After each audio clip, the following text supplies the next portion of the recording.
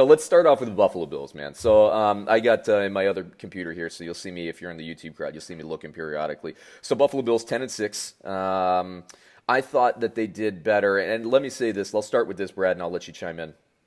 Brad and I, this is the last time we will, but we're going to remind the audience and we're going to give you one more apology because Brad and I, coming into the 2018 season, when we do our season previews, which start generally in July, August, we do our kind of the over-unders. And I think the over-under for this team was at 8 or 9. And Brad and I jumped on this. And it was the first episode we did, first team we did.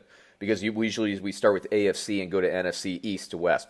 And Brad and I jumped on this, said this is the lock of the season. Under on wins. We came out. I wouldn't say we trashed Josh Allen, but I think we were both critical of him, saying, "Look, he's a second-year quarterback. He's too raw. He's not going to play." So I started walking it back a little bit before you, Brad, just because I have to watch the preseason games for the Almanac. And once I saw that first preseason game, and Beasley and Josh Allen being a little bit more refined as a passer, I said, "Oh, Brad, I think we were wrong about this." But why don't you take it away, Brad? And I know you watched some Bills, especially in the playoffs, and you like this team. We were kind of texting back and forth a lot late in the season. What did you think of them?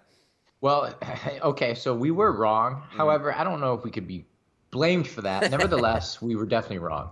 The playoff game, who were they playing? Was it the Colts? I think it was the Texans, wasn't it? The Texans, you're right. Yeah. Sorry. That night that you and I were texting. Boy, that was a fun night. That was a fun night. That was a fun game.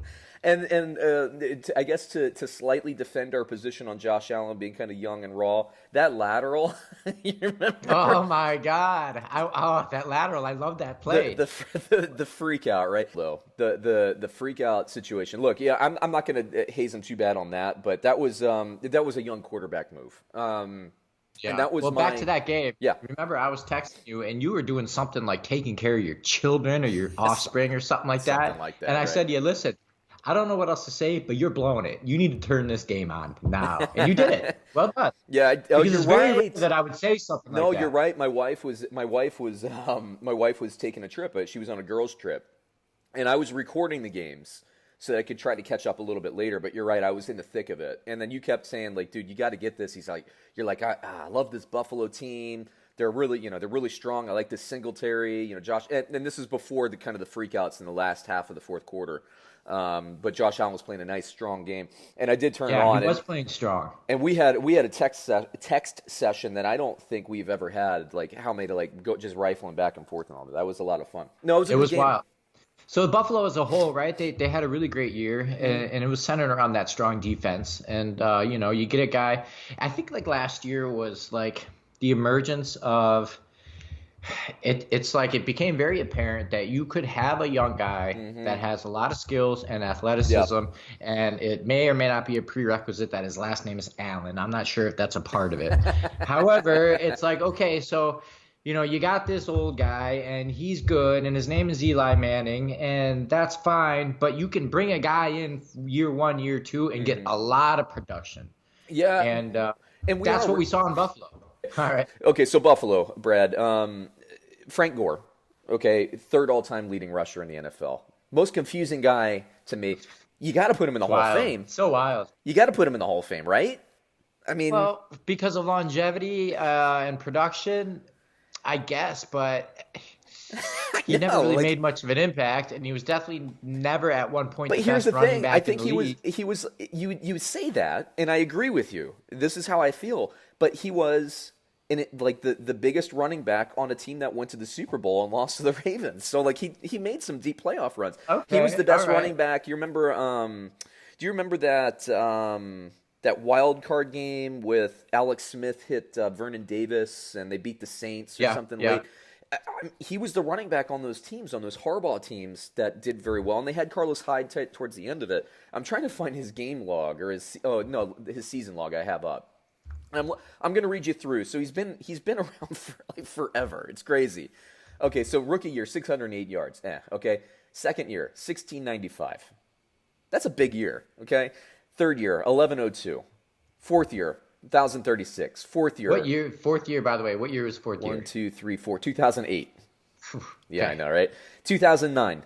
Fifth year 1120. 2010, down year for him, 853 yards, but he only played in 11 games. So he was actually having a really nice year that year. Then he goes on a stretch, 2 years in a row, he gets over 1,200. Then the next 2 years after that, as a 30 and 31-year-old running back, okay, 30 years old, he goes for 1128. 31 years old, he goes for 1106 and a 4.3 yards per average, okay? Then 2015 goes down to 967. 2016 back to 1,025. That was his last 1,000-yard season. But you got to remember, Carlos Hyde's in there at this point, drawing yardage away. Then 2017, at 34 years old for the Colts, he goes for 961. 2018 for Miami last year, that awful team in 2018, he goes for 722. Out carries Kenyon Drake on that team. Last year in Buffalo, of course, Devin Singletary came up. 8 starts, 599 yards, 3.6 yards per carry. I don't know if he's going to play anywhere next year. My guess is if he wants to, he'll land somewhere as a backup running back.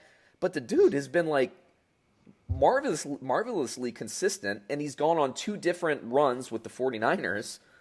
It's just, he's the most confusing guy because you look at him, you're like, it's Frank Gore. But if you dial in, like, is he any less magnificent than, say, Curtis Martin, who, by the way, I kind of had that same feel about? Yeah, they're kind of similar, right? Curtis Martin never really was the splashiest, most dynamic, running back you ever saw, but wildly consistent. Yeah, and accumulated there's something numbers to be said for consistency. So yeah, you put him in the Hall of Fame, right? Dude, you don't see a 35-year-old running back putting up a 4.6 yards per average carry. Yeah, I know, but let me say this: if you would have asked me any of the past 3 years if Frank Gore is still playing, I would have went, I don't know. No. You know what I mean? When he landed on Buffalo before the season, it's like, no kidding. And, right. It's like, he's still doing it, really? Yeah, and he's 4th on the list. Wait, here's how good. What? Yeah, I know, right? Yes, exactly. That's weird. And so before the season, when I saw he was on Buffalo and I was writing the almanac and all that, I thought to myself, is he going to make the team? Because they had LaShawn McCoy, who could be a casualty back then, and they had Devin Singletary. I'm like, And then they ended up getting rid of McCoy before the season. I'm just thinking, man, Frank Gore still got it, because they don't make that move. I don't believe they make that move if they're not convinced that both Singletary can, pick up the slack in the passing game that McCoy should. McCoy's just aging. He's not aging at all. Let's say that he's got the fountain of youth. Buffalo, meanwhile, just to kind of tie this up, John Brown, 15 games, 115 targets, 72 catches, 1,060 yards, 6 touchdowns, but no. Cole Beasley came on at the end of the year. I thought they were going to use him more like the last 4 games the whole season long, so I liked that, more high percentage stuff. He ended up with 106 targets, 67 yards, and 6 touchdowns.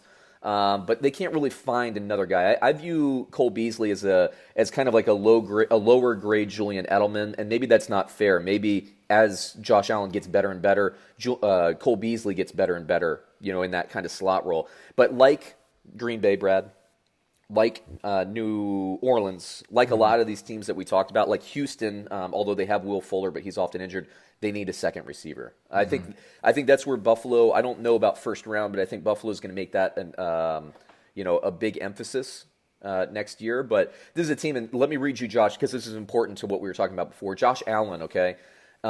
If you told me when we made our pick and we were on the under and they're over under, if you had told me Josh Allen's stats as a passer, I would have said, yep, I feel pretty good about that under pick. So let me read you. Okay, so again, Buffalo's 10-6, and we missed that. Josh Allen is a 58.8% passer, 3,089 yards, 20 touchdowns. Now, what separated him is this new age kind of quarterback that we're seeing, this shift. 109 carries, 510 yards, 9 rushing touchdowns. So almost accounts for 30 touchdowns there. But just imagine, Brad, if they can get Josh Allen up to about 62% passing, what effect that's going to have on this team. This is a good team, and I do think that once Brady kind of descends officially in his career, I do think that Buffalo's the next kind of team that's going to be putting up numbers. So yeah, I think so. I think they can get better for sure. I'm not going to cut them out anymore. Can't cut them out. Don't cut them out.